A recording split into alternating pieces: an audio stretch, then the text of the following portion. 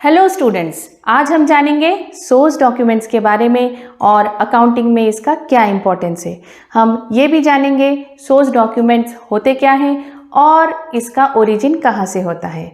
अच्छे से समझने के लिए वीडियो को एंड तक ज़रूर देखना है और अगर चैनल को सब्सक्राइब नहीं किया है तो प्लीज़ सब्सक्राइब करके मेरी इस फैमिली से जुड़ जाइए। तो चलिए शुरू करते हैं। मैं हूँ Seema and welcome to PCC. Let's begin. सबसे पहले देखेंगे सोर्स डॉक्यूमेंट्स होते क्या है। Transactions are recorded on the basis of evidences which are bill of purchase, invoices for sale, cash memo, debit and credit notes. These evidences are called source documents. Transaction का origin ही है source documents. Accounting करते वक्त transactions को कुछ evidences मतलब proof के basis पर ही रिकॉर्ड किया जाता है। अगर अकाउंटिंग एंट्री क्रेडिट परचेज की करनी है तो क्या डॉक्यूमेंट्स हैं जो ये प्रूफ करते हैं कि बिजनेस में क्रेडिट में परचेज हुआ है, और सेल की करनी है तो उसके लिए भी तो कुछ सपोर्टिंग डॉक्यूमेंट्स लगेंगे जो यह बताएंगे कि कब ये ट्रांजैक्शन हुआ और कितने का सेल या परचेज हुआ है। इसलिए इन सपोर्टिंग डॉक्यूमेंट्स को, जिसे एविडेंसेस या सबूत प्रूफ कह सकते हैं, सोर्स डॉक्यूमेंट्स कहलाते हैं। क्रेडिट परचेज के लिए बिल ऑफ परचेज ये शो करते हैं कि क्रेडिट में परचेज हुआ है। वैसे ही क्रेडिट सेल्स के लिए इनवॉइसेस फॉर सेल और कैश पेमेंट हुआ है तो कैश मेमो। ऐसे ही डेबिट एंड क्रेडिट नोट्स भी एविडेंसेस का काम करते हैं। तो these evidences are called source documents. इन एविडेंसेस को ही सोर्स डॉक्यूमेंट्स कहा जाता है। It is an evidence of transaction और event having taken place. Again source documents एक प्रूफ है जो ये बताते हैं कि ऐसा कोई ट्रांजैक्शन या इवेंट हुआ है या it has taken place. Accounting is based on factual financial information that is evidence. Accounting हमेशा कुछ फाइनेंशियल इंफॉर्मेशन या एविडेंस के बेसिस पे ही की जाती है। अब हम देखेंगे most common source documents with examples. पहला है cash memo. Cash memo is prepared by the seller when goods are sold against cash। मतलब सिंपल है, अगर जैसे हम शॉप में जाते हैं, चीज़ें सेलेक्ट करते हैं, उसका पेमेंट करते हैं और फिर बदले में सेलर हमें एक कैश मेमो देता है। ऐसा सिर्फ कैश ट्रांजैक्शन में ही होता है, सेलर के द्वारा बायर को इशू होता है। It has details of goods sold, quantity, rate of each item, total amount receive, date of transactions, terms and condition if any. देखिए बाजू में मैंने एक मेरा कैश मेमो का एग्जाम्पल देने के लिए आपको शो किया है। इसमें डेट भी लिखी है कि कब ये ट्रांजैक्शन हुआ है, सोल्ड टू किसको बेचा गया है, जो ये सेलर ने मुझे इशू किया था, और इसमें मेरे पूरे डिटेल्स ऑफ आइटम है जो जो मैंने परचेस की है, क्वांटिटी कितनी है, रेट कितना है एंड टोटल अमाउंट कितना हुआ है। उसमें उसका सिग्नेचर भी है। तो ये मेरे लिए भी एक एविडेंस है, प्लस ये सेलर के लिए भी एक एविडेंस है। नेक्स्ट इज इनवॉइस और bill. It is prepared by the seller when the goods are sold on credit. अब इसमें कैश पेमेंट तो नहीं किया है बायर ने, इसमें बायर को ऑन क्रेडिट मतलब उधारी में बेचा गया है। तो सेलर के पास कुछ प्रूफ होना चाहिए कि उसने कौन से तारीख को और कितने का माल उधारी में बेचा है। तो ये बनाया जाता है सेलर के द्वारा और इशू किया जाता है बायर को। It has details of the party to whom goods are sold, goods sold and the total amount, sale amount. इसमें पार्टी को ये पूरा मेंशन किया जाता है, पार्टी मीन्स बायर को, कि उसे कितने का माल बेचा गया है, क्या क्या बेचा गया है, टोटल सेल अमाउंट कितना है और कौन सी डेट को बेचा गया है। The original copy of the sale invoice is send to the purchaser and duplicate copy is retained as an evidence with the seller। Original copy purchaser को दे दी जाती है और डुप्लीकेट कॉपी सेलर अपने पास रखता है। For the purchaser credit purchases are evidence by bill received from the supplier. तो अब ये परचेसर के लिए भी एक एविडेंस का काम करता है, क्योंकि परचेसर देखेगा कि कौन सी तारीख को कितने का माल खरीदा गया है। इन सपोर्टिंग डॉक्यूमेंट्स के बेसिस पर ही तो अकाउंटिंग एंट्री की जाती है और पता लगाया जाता है कि किसे डेबिट करना है और किसे क्रेडिट करना है। नीचे मैंने एक इनवॉइस शो किया है, PS ग्रेवाल्स क्लास 11 की बुक से लिया है मैंने इसे। इस पे लिखा है इनवॉइस। ये मॉडर्न इलेक्ट्रिक सप्लायर्स लिमिटेड ने ये एक इशू किया है बायर को, एग्जाम्पल के तौर पे उसका एड्रेस है और यहाँ पे नंबर भी है, बाजू में डेट लिखा गया है, क्वांटिटी में शो किया गया है कि कितनी क्वांटिटी सेल की गई है। तो टोटल मिला के बिल हुआ है 27,000 का। तो ये एक इनवॉइस है जो कि इशू किया गया है सेलर के द्वारा बायर को। Next is receipt. जब हम कुछ कई बार पेमेंट करते हैं तो हमें एक रसीद मिलती है। व्हेन कैश और cheque is received from a customer, a receipt for the amount received is issued. उसी प्रकार जब कैश या चेक रिसीव होती है कस्टमर से तो सप्लायर की तरफ से रिसीट इशू की जाती है। The original copy is sent to the party making the payment and the duplicate is kept for record. Original copy customer को दी जाती है एंड एक डुप्लीकेट कॉपी सप्लायर अपने पास रिकॉर्ड के लिए रखते हैं। ये एक नीचे स्पेसिमेन है रिसीट का जो मैंने बुक से ही लिया है। तो रिसीट सभी कंपनीज का जो वो इशू करती है अलग अलग भी हो सकता है। ये एक सैंपल है, ये मॉडर्न इलेक्ट्रिक सप्लायर्स लिमिटेड का है जो वो इशू कर रही है, जिसे पैसे रिसीव हुए हैं messrs ideal customer fine city से। कितने पैसे मिले हैं? 27,000 only.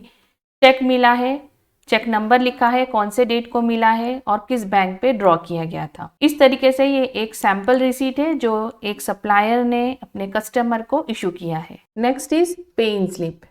It is used for depositing cash और चेक्स इनटू द बैंक। ये पे इन स्लिप आप सभी को पता होगा, ये बैंक में जाने से जब हमें कैश जमा करनी है या चेक जमा करना है पड़ता है तो हमें ऐसा ही एक स्लिप कुछ ऐसा ही दिखता है सिमिलर, उसको भर के हम उसको जमा करते हैं। So it is a form available from a bank. ये हमें बैंक से ही मिल जाता है। इसमें बाजू में ये जो है ये एक सेक्शन जिसे काउंटर फॉइल कहा जाता है। ये काउंटर फॉइल डिपॉजिटर, अगर हमें डिपॉजिट करना है तो ये हम अपने पास रखते हैं। इसमें डिटेल रहता है, अकाउंट नंबर, कितना कैश या कितने का चेक हमने डिपॉजिट किया है, कौन सी डेट को किया है, और ये वर्ड्स में भी लिखने पड़ते हैं। ये भी एक सपोर्टिंग डॉक्यूमेंट की तरह काम करता है जब भी हमें कैश डिपॉजिट करना पड़ता है, और ये चीज हम बैंक में जमा कर देते हैं। Fifth is cheque. Cheque is a document in writing drawn upon the bank with which the account is held and is payable on और after the due date. Cheque एक डॉक्यूमेंट है जो उस बैंक के ऊपर ड्रॉ किया जाता है जिस पर चेक लिखने वाले का अकाउंट होता है। चेक फॉर्म्स बैंक सप्लाई करते हैं। चेक लिखने वाले को ड्रॉवर कहते हैं। चेकबुक में काउंटर फॉइल होते हैं जिसमें ड्रॉवर के द्वारा सारे डिटेल्स लिखे जाते हैं, जैसे किस तारीख को और किसे कितने अमाउंट का चेक इशू हुआ है। ये काउंटर फॉइल ड्रॉवर के लिए सोर्स डॉक्यूमेंट है। नीचे मैंने एक स्पेसिमेन शो किया है चेक का, जिसे पेमेंट करना है उसका ये पे में नाम लिखा जाएगा, कितने रुपीस या अमाउंट का चेक है वो यहाँ पे भरा जाएगा। यहाँ पे भी रुपीस की अमाउंट लिखी जाएगी और अकाउंट नंबर ड्रॉवर का यहाँ पे आ जाएगा। ये है चेक नंबर और यहाँ पे बनाने वाले का sign. Cheque should be properly dated, मतलब चेक पे डेट प्रॉपरली भरी जानी चाहिए। उस डेट पर या उस डेट से 3 महीने के अंदर कैश विड्रॉ किया जा सकता है। Next is debit note. It is a document evidencing that a debit has been made to the account of the party named in the debit note.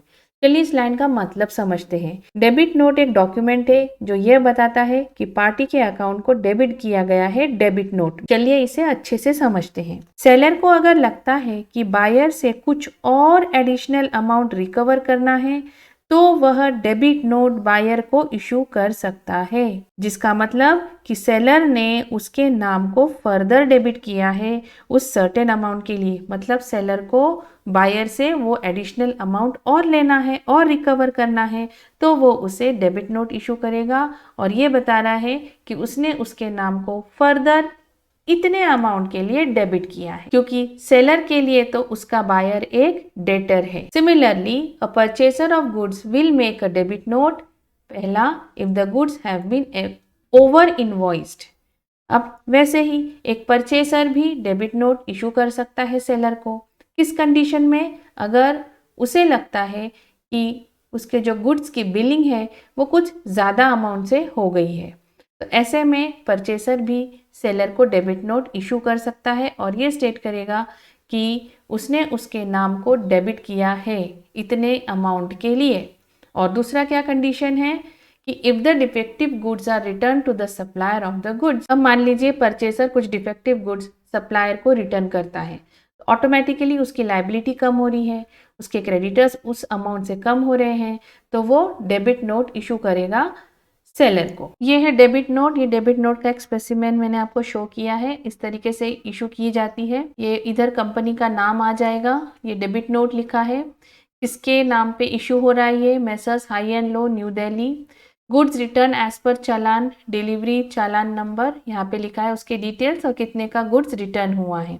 इस तरीके से डेबिट नोट बनाया जाता है, ऊपर डेट भी मेंशन है। Next is credit note. Credit note is made out evidencing that credit has been granted to a debtor. इसका मतलब क्रेडिट नोट भी एक डॉक्यूमेंट है जो ये बताता है कि सेलर ने डेटर को एक सर्टेन अमाउंट से क्रेडिट किया है। एग्जाम्पल से समझते हैं।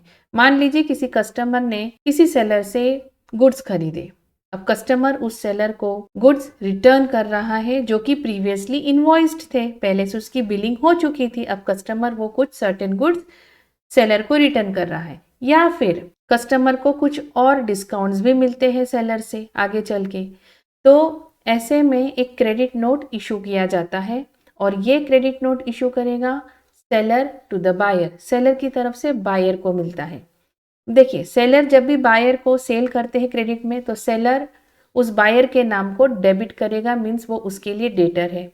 लेकिन जैसे डेटर की वैल्यू अगर कम होती जाएगी तो सेलर क्या करेगा, उसके नाम को क्रेडिट करेगा, मतलब उसके डेटर्स अब उस अमाउंट से कम हो जाएंगे, क्योंकि कस्टमर ने तो कुछ गुड्स रिटर्न कर दिए सेलर को, तो उस सर्टेन अमाउंट से उसके डेटर्स कम हो गए, इसीलिए वो उसके नाम को क्रेडिट करेगा। वैसे ही अगर वो अपने डेटर को कुछ फर्दर डिस्काउंट्स भी देता है तो उससे भी उसके डेटर्स की जो वैल्यू है वो कम हो जाएगी, और ये इशू किया जाता है सेलर टू द बायर। देखिए यहाँ पे एक क्रेडिट नोट है, मैंने एग्जाम्पल ये बुक से ही लिया है। आशी ग्लास कंपनी का नाम है जो कि क्रेडिट नोट इशू कर रही है। उसने ये किसे इशू किया है क्रेडिट नोट, मेसर्स प्रभात इलेक्ट्रिक कंपनी को, ठीक है। उसका भी यहाँ पे एड्रेस लिखा है और यहाँ पे नीचे डिटेल लिखा है कि गुड्स रिसीव्ड एज पर चालान नंबर 2173 डेटेड, जो भी तारीख को उसको ये गुड्स मिले हैं, कितने अमाउंट का मिला है, 15,000 का।